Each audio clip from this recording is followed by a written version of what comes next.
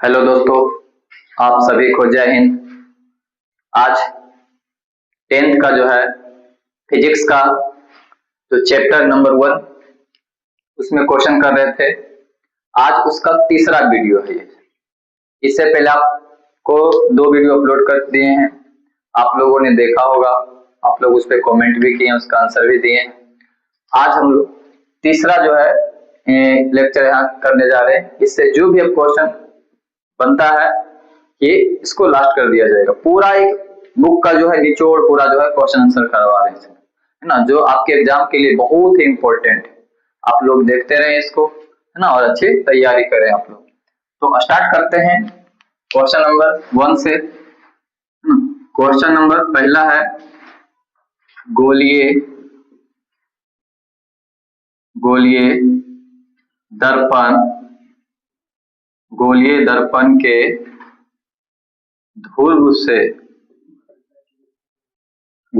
के ध्रुव से वक्रता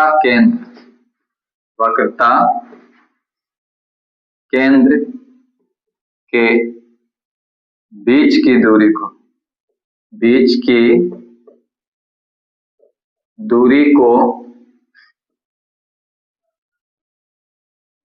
क्या कहते हैं? तो याद रखिएगा, गोलीय दर्पण के ध्रुव से वक्रता केंद्र के बीच की दूरी।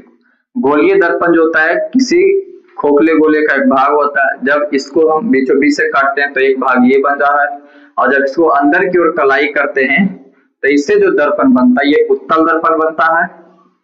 और इधर जब अंदर की ओर कलाई इसको करते हैं ये वाले भाग को, और इसका परावर्तक सतह जो है बाहर की ओर, इसको बाहर की ओर जब कलाई करते हैं तो इसका परावर्तक सतह जो बनता है ये अंदर की ओर फंसा रहता है, और ये अवतल दर्पण। कौन सा दर्पण? अवतल दर्पण। अब इसमें क्या होता है कि ये ध्रुव होता है, इधर ये C हो गया, इधर C हो गया, और ये F हो गया, और ये P।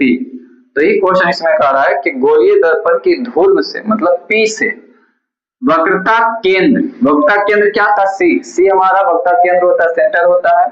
तो गोलीय दर्पण के ये जो ध्रुव होता है ये P जो है, ये P है, और इसके यहाँ C वक्रता केंद्र, इसके बीच की दूरी को क्या कहा जाता है? तो इसके बीच की दूरी को वक्रता त्रिज्या कहा जाता है। क्या कहा जाता है? गोलीय दर्पण के ध्रुव से लेके वक्रता केंद्र के बीच की दूरी को वक्रता त्रिज्या कहते हैं। और वक्रता त्रिज्या को किससे सूचित किया जाता है? तो कैपिटल R से। किससे सूचित किया जाता है? कैपिटल R से। तो याद रखिएगा वक्रता त्रिज्या, इसका आंसर क्या हो जाएगा? वक्रता त्रिज्या। वक्रता त्रिज्या को कैपिटल R से सूचित किया जाता है, तो याद रखिएगा। अगला क्वेश्चन नंबर 2। एक गोलीय दर्पण की फोकस दूरी कितना है? 12.5 सेंटीमीटर है। तो उसकी वक्रता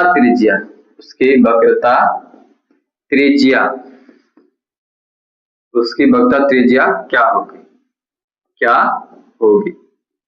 चलिए समझिए न्यूमेरिकल क्या कह रहा है क्वेश्चन। कह रहा है एक गोलीय दर्पण की फोकस दूरी 12 सेंटीमीटर है ना, 12.5 सेंटीमीटर है, तो उसकी वक्रता त्रिज्या क्या होगी? कल इस पे जो है आपको इस पे फॉर्मूले जो बताए थे, इस पे एक न्यूमेरिकल भी बता चुके हैं। इसमें कह रहा है ये फॉर्मूला लगता है F बराबर R/2 है ना, R/2। गोलीय दर्पण की फोकस दूरी वक्रता त्रिज्या क्या दी होती है, लेकिन यहाँ क्या कर रहा है? गोलीय दर्पण की फोकस दूरी, फोकस कितना दे रखा है? 12.5 सेंटीमीटर। और तब कह रहा है उसकी वक्रता त्रिज्या क्या होगी? तो वक्रता त्रिज्या क्या हो जाता है? R बराबर 2F। क्या हो जाता है? 2F। तो R बराबर ये 2 और F के जगह कितना दे रखा है?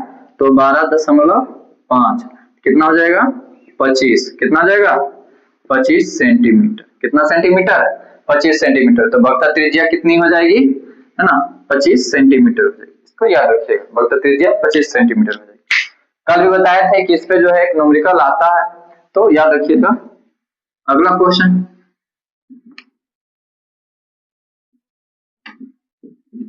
क्वेश्चन नंबर 3, यदि किसी अवतल दर्पण के ध्रुव से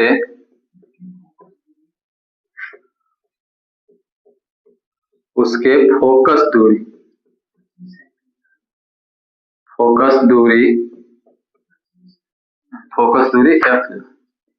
25 सेंटीमीटर हो तो फोकस से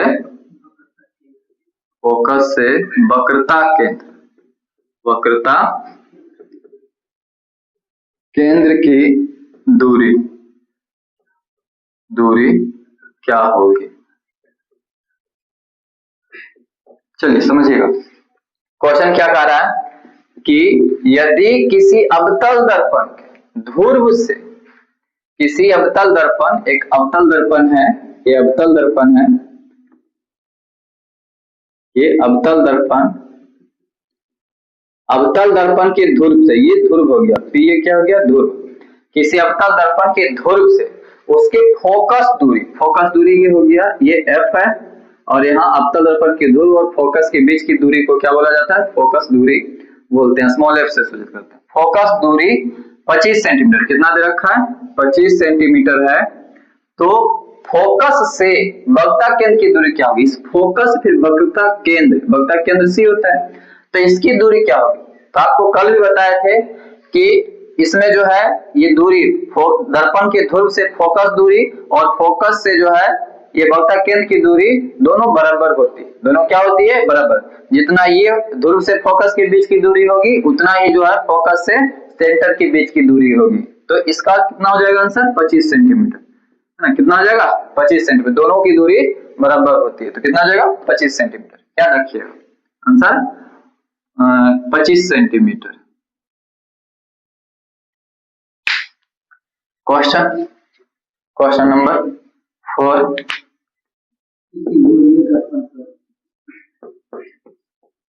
किसी गोलीय दर्पण पर जब आपतित किरण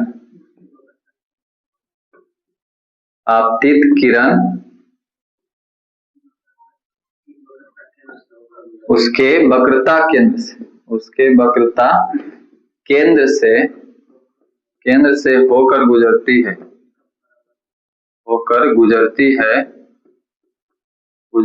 है तो परावर्तित किरण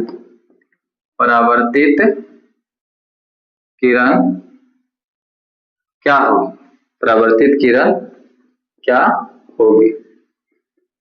चलिए समझिए क्या है क्वेश्चन, क्या कह रहा है कि किसी गोलीय दर्पण पर जब आपतित किरण, आपतित मतलब प्रकाश, जो आने वाली प्रकाश को आपतित किरण कहते हैं, है ना, तो आपतित किरण उसके वक्रता केंद्र से, जैसे मान लीजिए गोलीय दर्पण का एक भाग है ये अवतल दर्पण किसी गोलीय दर्पण का एक भाग, ठीक है, ये ध्रुव हो गया P, ये हो गया F फोकस, और ये हो गया C सेंटर, वक्रता केंद्र। तो ये कह रहा है किसी गोलीय दर्पण पर जब आपतित किरण उसके वक्रता केंद्र से होकर गुजरती है, आपतित किरण क्या होता है, इसके वक्रता केंद्र से होकर गुजर रही है, वक्रता केंद्र C, वक्रता केंद्र से होकर गुजरती है तो परावर्तित किरण क्या होगी। अब इससे जो प्रकाश की किरण टकराएगी तो क्या होगी, किधर से लौटेगी। तो इसमें बताए थे, फर्स्ट क्लास में ही बताए थे, पहले वीडियो में बताए थे कि जब भी प्रकाश की किरणें, है ना, जब भी प्रकाश की किरणें इसमें कि मुख्य अक्ष के समानांतर आएगी तो फोकस से होकर गुजरेगी, और जब फोकस से आएगी तो मुख्य अक्ष के समानांतर हो जाएगी, और C से आएगी तो उसी से लौट जाएगी। तो याद रखिएगा ये कहां से आ रही, C से, मतलब वक्रता केंद्र से जो है आपतित हो रही है, तो दर्पण से परावर्तन के बाद वापस इसी पथ पे इसी रास्ते पे जो है ये लौट जाएगी। तो इसका आंसर हो जाएगा उसी पथ पे लौट जाएगी। परावर्तित किरण क्या होगी, उसी से गुजर जाएगी, सी से ही गुजर जाएगी। तो इसको याद रखिएगा। उस पहले वाली वीडियो में बताए थे, इसमें जो है 3 पॉइंट जो है इंपॉर्टेंट है, उसको याद रखिएगा। तो वक्रता केंद्र से ही चली जाएगी। इसके लिए ट्रिक था, सीधे आएंगे तो एफ से जाएंगे, एफ से आएंगे तो सीधे हो जाएंगे, और सी से आएंगे तो उसी से लौट जाएंगे। ठीक है, अगला question, question number 5। Question number 5 क्या है,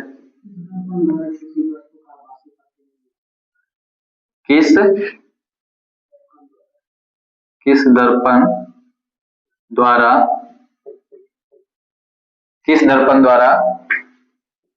वस्तु का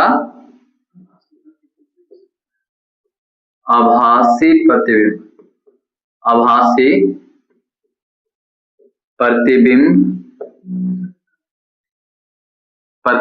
मिल सकता है। क्वेश्चन है कि किस दर्पण के द्वारा वस्तु का आभासी प्रतिबिंब मिल सकता है। तो तीनों दर्पण आप लोगों को बता चुके हैं।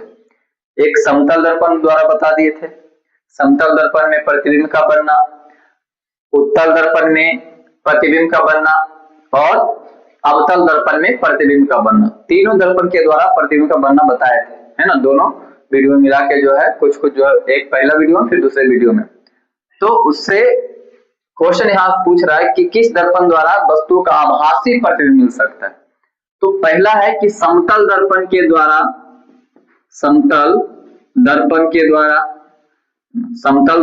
द्वारा तो मिलेगा। समतल दर्पण में हमेशा प्रतिबिंब कैसा बनता है, आभासी बनता है, तो उससे तो हो जाएगा। फिर दूसरा क्या था, उत्तल दर्पण के द्वारा।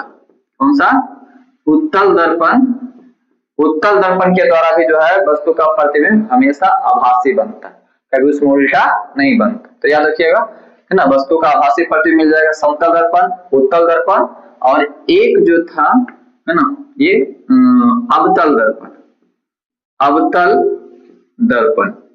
दर्पण के द्वारा भी जो है वस्तु का प्रतिबिंब आभासी बनता है। और वो कंडीशन कब है, जब वस्तु दर्पण के ध्रुव और फोकस के बीच स्थित हो, तो उसका प्रतिबिंब कहाँ बनेगा, दर्पण के पीछे बनेगा, वस्तु से बड़ा बनेगा और आभासी बनेगा। तो याद रखिएगा, तीनों दर्पण के द्वारा, समतल दर्पण, उत्तल दर्पण और अवतल दर्पण, तीनों दर्पण के द्वारा जो है वस्तु का आभासी प्रतिबिंब बनता है। प्रतिबिंब जो है आभासी प्रतिबिंब बनता है। इससे हमेशा, अगर क्वेश्चन पूछेगा कि वस्तु का प्रतिबिंब हमेशा जो है आभासी किस दर्पण के द्वारा बनता है, तो समतल दर्पण के द्वारा और उत्तल दर्पण के द्वारा, दोनों के द्वारा जो है हमेशा आभासी प्रतिबिंब बनता है। लेकिन इसमें हमेशा नहीं बनता, इसमें एक कंडीशन है, एक जगह जब वस्तु कहाँ रखा हो, ध्रुव और फोकस के बीच, तो दर्पण के पीछे बनेगा, वो आभासी बनेगा। लेकिन इसमें और उल्टा बनता है, वास्तविक बनता है। ठीक है, तो याद रखिएगा इससे क्वेश्चन, इससे कई बार क्वेश्चन जो है पूछे जाते हैं क्वेश्चन, और कई बार पूछा गया, इसमें बहुत सारे क्वेश्चन इससे बनता है, इसलिए याद रखिएगा। क्वेश्चन इंपॉर्टेंट है, ये क्या है, इंपॉर्टेंट। इससे और भी क्वेश्चन आएंगे। क्वेश्चन नंबर 6, वास्तविक प्रतिबिंब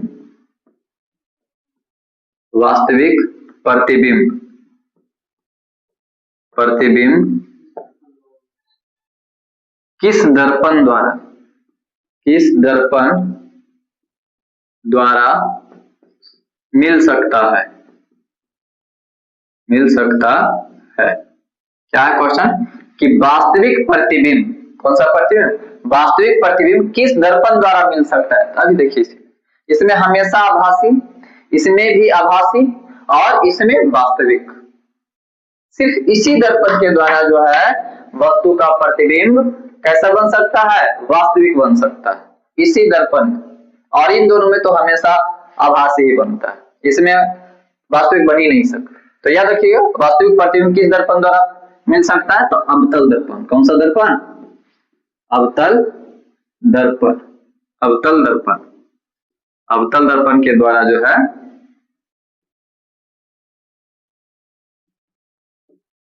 अगला क्वेश्चन, क्वेश्चन नंबर 7,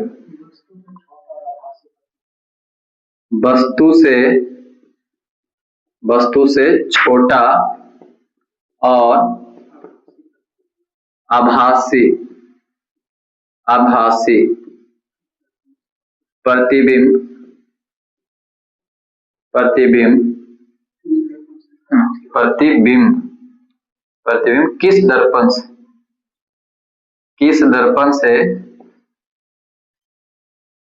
किस दर्पण से प्राप्त होता है,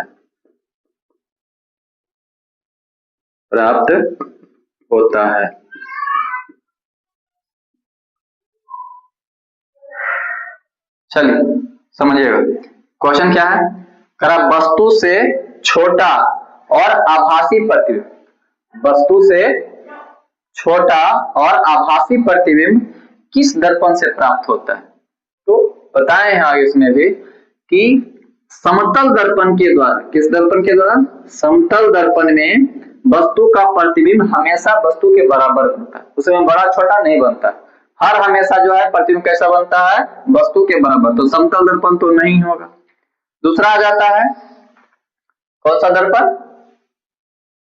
अवतल दर्पण। अवतल दर्पण में क्या होता है, अवतल दर्पण में जो है आभासी प्रतिबिंब एक बार ही बनता है जब वस्तु दर्पण की ध्रुव और फोकस के बीच स्थित हो तब, और दर्पण के पीछे बनता है और वो भी बड़ा बनता है, वस्तु से छोटा नहीं बनता है। और एक और बनता है आभासी, इसमें बनता है जब हम ध्रुव पर रखेंगे तो उसका कोई काउंटिंग नहीं होता, गिनती उतना नहीं होता है, लेकिन ध्रुव पर रखेंगे तो आभासी बनता है और वस्तु के बराबर बनता है। लेकिन अवतल दर्पण में छोटा प्रतिबिंब नहीं बनता है, आभासी छोटा प्रतिबिंब बनता है, आभासी की बात कर रहे हैं यहाँ पे, आभासी प्रतिबिंब आभासी और छोटा नहीं बनता अवतल दर्पण के द्वारा। तो कौन सा दर्पण बच गया, उत्तल दर्पण। कौन सा, उत्तल दर्पण के द्वारा जो है ये प्रतिबिंब छोटा बनता है, प्रतिबिंब कैसा बनता है, छोटा बनता है। तो याद रखिएगा ना, ये आभासी बनता है, छोटा बनता है, उत्तल दर्पण। कौन सा दर्पण, उत्तल दर्पण। अगला क्वेश्चन, क्वेश्चन नंबर 8,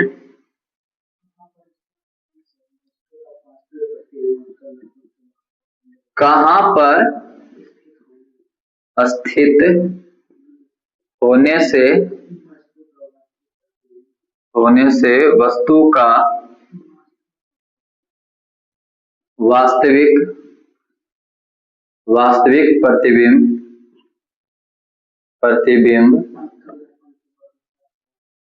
अवतल दर्पण के वक्रता केंद्र पर बनता है। देखिए चलिए समझिए क्या कह रहा है क्वेश्चन, कि कहां पर, मतलब वस्तु की बात कर रहा है कि कहां पर स्थित होने से वस्तु का वास्तविक प्रतिबिंब अवतल दर्पण के वक्रता केंद्र पर बनता है। मतलब कह रहा है कि अवतल दर्पण में वस्तु को कहां रखा जाए कि उसका प्रतिबिंब वक्रता केंद्र पर बने, कहां पर रखा जाए वस्तु। जैसे ये अवतल दर्पण, ये क्या है, अवतल दर्पण, ठीक है, अवतल दर्पण है, ये P है ध्रुव, ये है F और ये है C सेंटर। करा इसमें वस्तु को कहां रखा जाए इस दर्पण में कि वस्तु का प्रतिबिंब जो है आभासी, ये वास्तविक बने और वक्रता केंद्र पर बने। कहां वस्तु रखें, तो इसमें पूरा कंडीशन बताए थे कि कहां वस्तु रखेंगे तो कहां उसका प्रतिबिंब बनेगा। तो याद रखिएगा इस दर्पण में जो है वस्तु को C पर, कहां पर, C पर रखेंगे, मतलब वक्रता केंद्र पर ही वस्तु को रखेंगे तो उसी पे उसका प्रतिबिंब बनेगा। ठीक है, कहां बनेगा, C पर रखेंगे तब इसका प्रतिबिंब C पर ही बनेगा, वक्रता केंद्र पर ही बनेगा, वक्रता केंद्र पर ही वस्तु को रखेंगे तब।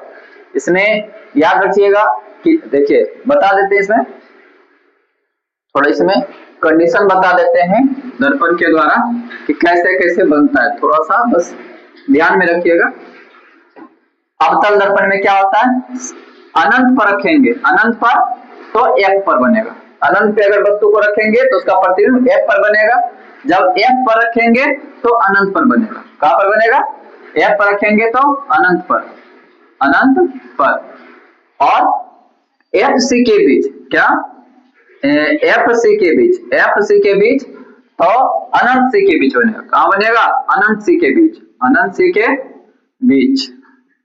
ये जोड़ा जोड़ा में FC के बीच अगर वस्तु को रखेंगे तो उसका प्रतिबिंब अनंत C के बीच बनेगा। और जब P पर रखेंगे, P पर रखेंगे तो P पर ही बनेगा, मतलब धुर पर रखेंगे तो धुर पर ही बनेगा। और PF के बीच रखेंगे, PF के बीच तो दर्पण के पीछे बनेगा। क्या बनेगा? दर्पण के पीछे बनेगा। 1 2 3 4 5 और एक कंडीशन और है ना, अनंत पे तो C पर रखेंगे तो C पर ही, C पर रखेंगे तो C पर ही वस्तु का प्रतिबिंब। तो याद रखिएगा, अनंत पर तो F पर और F पर तो अनंत पर, FC के बीच अनंत C के बीच, और अनंत C के बीच रखेंगे, अनंत C के बीच रखेंगे तो FC के बीच बनेगा। कहां बनेगा? FC के बीच बनेगा। याद रखिए जोड़ा जोड़ा में, अनंत पर वस्तु रखेंगे तो उसका प्रतिबिंब F पर बनेगा, और जब F पर वस्तु रखेंगे तो उसका प्रतिबिंब अनंत पर बनेगा। ठीक है। दूसरा FC के बीच रखेंगे तो अनंत C के बीच बनेगा, और जब अनंत C के बीच रखेंगे तो उसका प्रतिबिंब FC के बीच बनेगा। FC क्या? फोकस और वक्रता केंद्र। ठीक है। फिर PF पर के, अगर PF के बीच रखेंगे तो दर्पण के पीछे उसका प्रतिबिंब बन जाएगा। PF के बीच में है, और C पर रखेंगे तो C पर बन जाएगा। तो ये कंडीशन है, इसको याद रखिएगा। बाकी आप लोग पढ़े कुछ कुछ क्वेश्चन। तो अगला क्वेश्चन,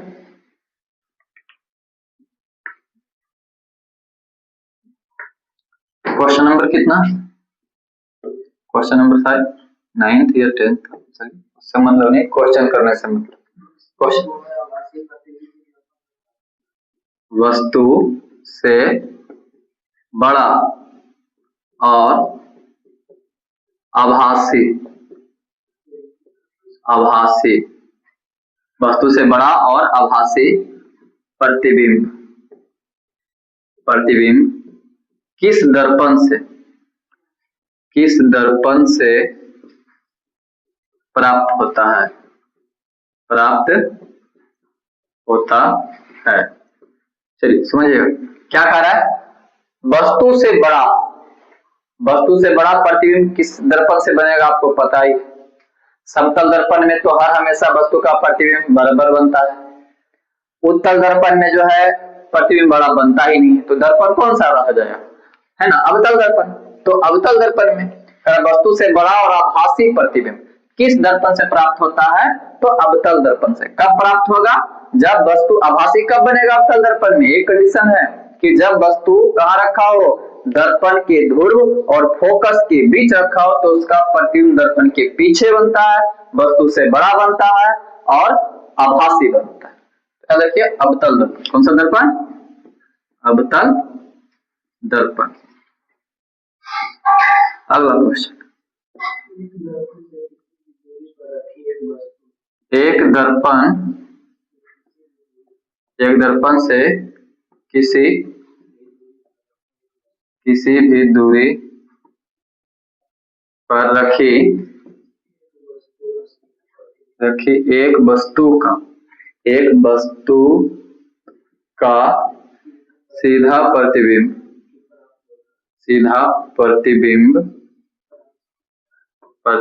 ही प्राप्त होता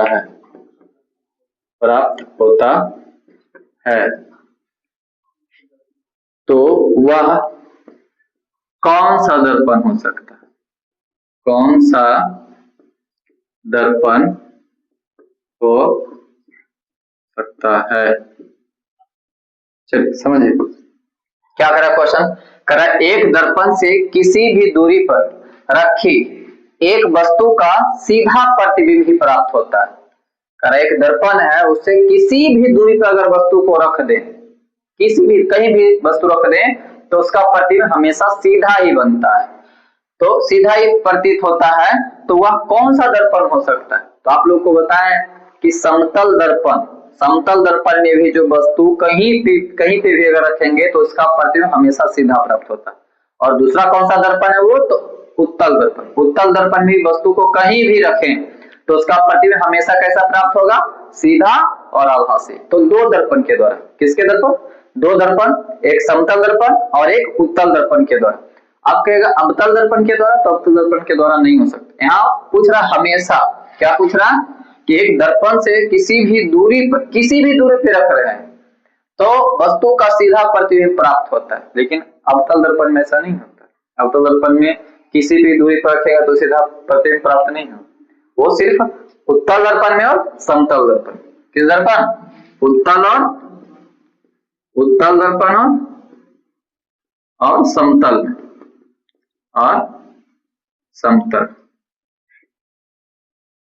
है ना। तो वह कौन सा दर्पण हो सकता है, उत्तल दर्पण और समतल दर्पण हो सकता है। ठीक है, अगला क्वेश्चन, क्वेश्चन नंबर 11, यदि किसी दर्पण द्वारा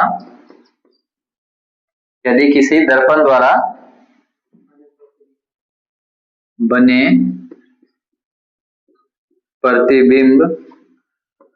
प्रतिबिंब का आकार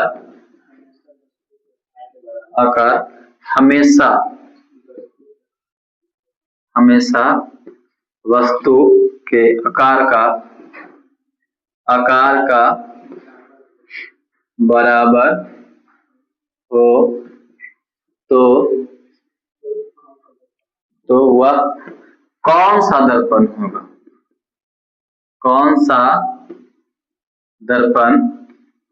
होगा, चलिए ये क्वेश्चन आप लोगों को कमेंट करके बताना है कि इसका आंसर क्या होगा, है ना। इस पे बहुत सारे बता चुके हैं, ये क्वेश्चन आप लोगों को बताना है कमेंट करके कि क्या इसका आंसर हुआ। क्वेश्चन क्या कह रहा है, यदि किसी दर्पण द्वारा बने प्रतिबिंब का आकार हमेशा वस्तु के आकार का बराबर, हमेशा मतलब वस्तु के आकार का हो, हर हमेशा जितना बड़ा वस्तु रखेंगे उतना बड़ा उसका प्रतिबिंब बनेगा, तो हर हमेशा वस्तु के आकार के बराबर हो तो वह कौन सा दर्पण हो सकता है, किस दर्पण से हमेशा वस्तु का प्रतिबिंब जो है वस्तु के बराबर बनता है, ये आप लोग कमेंट करके बताइएगा। ठीक है, अगला क्वेश्चन, क्वेश्चन नंबर 12,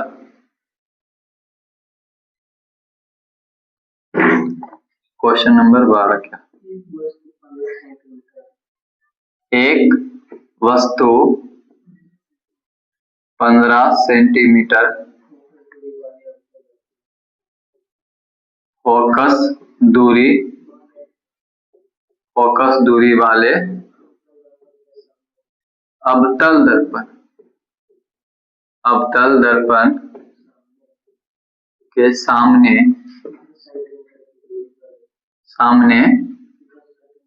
10 सेंटीमीटर की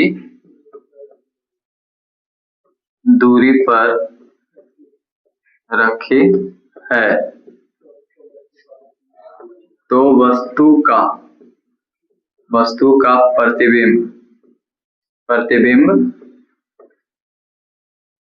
का प्रतिबिंब कहाँ बनेगा,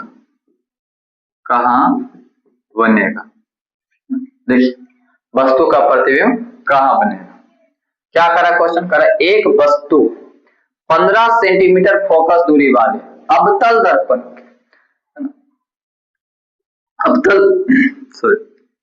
अवतल दर्पण की फोकस दूरी क्या होती है, ऋणात्मक होती है, तो अवतल दर्पण की फोकस दूरी कितना 15, तो कितना आ जाएगा -15 सेंटीमीटर। ठीक है, सामने 10 सेंटीमीटर की दूरी पर कितना, अरे एक वस्तु 15 सेंटीमीटर फोकस दूरी वाले, मतलब अवतल दर्पण की फोकस दूरी 15 सेंटीमीटर, अवतल दर्पण के सामने 10 सेंटीमीटर दूरी पर रखी गई वस्तु जो है 10 सेंटीमीटर, वस्तु कितना u बराबर कितना, ये भी -10 सेंटीमीटर, 10 सेंटीमीटर दूरी पर रखी गई है, तो वस्तु का प्रतिबिंब कहाँ बनेगा, है ना। वस्तु का प्रतिबिंब मतलब भी क्या हो जाएगा, भी जो है कहाँ बनेगा। इसके लिए दर्पण सूत्र का जो फॉर्मूला है ना, ये हो जाएगा 1/f बराबर 1/v माइनस वो ये प्लस 1/u, है ना। इस पे जो है फॉर्मूला बैठा लेंगे इस पे, और इसका मान जो है 1/f दे रखा है ना, इसको पहले हमें भी निकालना, तब भी को इधर इसको इधर ले चला है, तो क्या हो जाएगा 1/f, और ये इधर आ जाएगा तो माइनस में 1/u और बराबर 1/v। तो इसमें जो मान रख लेंगे 1/1 कितना, ये f जो है -15 और माइनस वो u जो होता है हर हमेशा किस में होता है, ऋणात्मक लिया जाता है, तो -10, ठीक है, बराबर 1/v। अब इसका जो लघुत्तम कर लेना है और सोल्व कर लेना आप लोग। तो इसका जो है सोल्व करके आप लोग आंसर बताइएगा, ठीक है।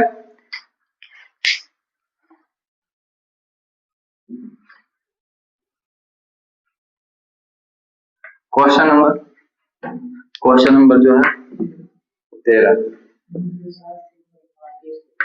निर्देशांक चिन्ह परिपाटी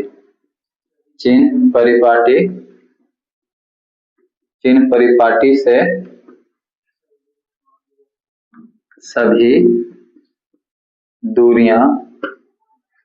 सभी दूरियां मापी जाती है।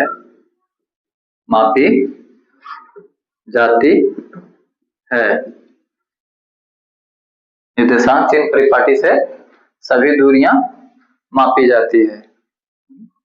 निर्देशांक चिन्ह परिपाटी से सभी दूरियां मापी जाती है।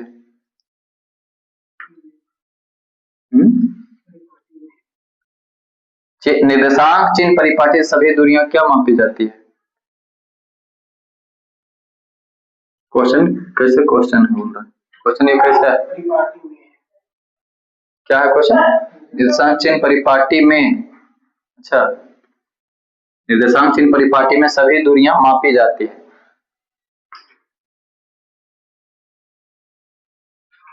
पता नहीं क्वेश्चन नहीं समझ में आ रहा है, ये क्या बोल रहा है क्वेश्चन क्या कर रहा है कि निर्देशांक चिन्ह परिपाटी में है ना, ये निर्देशांक चिन्ह परिपाटी में सभी दूरियां मापी जाती है। अच्छा, सभी दूरियां कैसे मापी जाती है, मतलब कहां से मापी जाती है, ये क्वेश्चन है? चलो समझना, क्या करा क्वेश्चन कि निर्देशांक चिन्ह परिपाटी में सभी दूरियां मापी जाती है, मतलब कहां से मापी जाती है। क्या हो जाएगा कि निर्देशांक चिन्ह परिपाटी में सभी दूरियां कहां से मापी जाती है, तो निर्देशांक चिन्ह परिपाटी में सभी दूरियां ध्रुव से मापी जाती है। किससे मापी जाती है? ध्रुव से। कहां से मापी जाती है? ध्रुव से। निर्देशांक चिन्ह परिपाटी में सभी दूरियां जो भी मापी जाती है वो ध्रुव से मापी जाती है, ठीक है, याद रखिए। क्वेश्चन नंबर 14,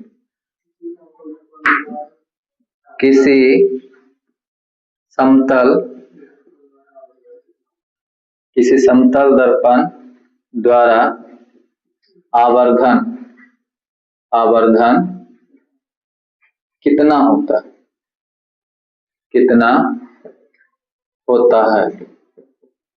तो याद रखिएगा ये क्वेश्चन बहुत ही इंपॉर्टेंट है, बहुत कई बार आ चुका है कि किसी समतल दर्पण द्वारा आवर्धन कितना होता है, आवर्धन का मान कितना होता है, तो +1 होता है। कितना होता है?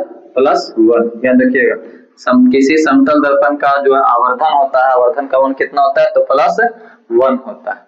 तो ये क्वेश्चन आज जो है ये पूरा चैप्टर नंबर जो है 1 का प्रकाश के परावर्तन का टोटल क्वेश्चन इसमें जो है करा दिए। इससे बाहर कुछ क्वेश्चन नहीं पूछ सकता है ना, अगर पूछेगा तो उसी पे टॉपिक पे जो बताया गया आपको, आप लोग जो पढ़े होंगे उसमें डीप जो पढ़े होंगे तो आप लोग क्वेश्चन कर लीजिएगा, है ना। जितना भी क्वेश्चन बन सकता था हमने उस पर कराया, और पूछने का तो अलग बातें हैं, कुछ भी आ सकता है, लेकिन जो है जितना भी इसमें कराएं तो उतना हमें लगता है कि इससे जो है बाहर नहीं आना चाहिए। और बाकी आप लोग जो कल जो है आप लोग का दूसरा चैप्टर प्रकाश का अपवर्तन जो है लोड किया जाएगा, आपको बताया जाएगा, आप लोग बने रहिएगा और देखते रहिए इस पे। आप लोगों को कैसा लगता है ये वीडियो आप लोग कमेंट करिए।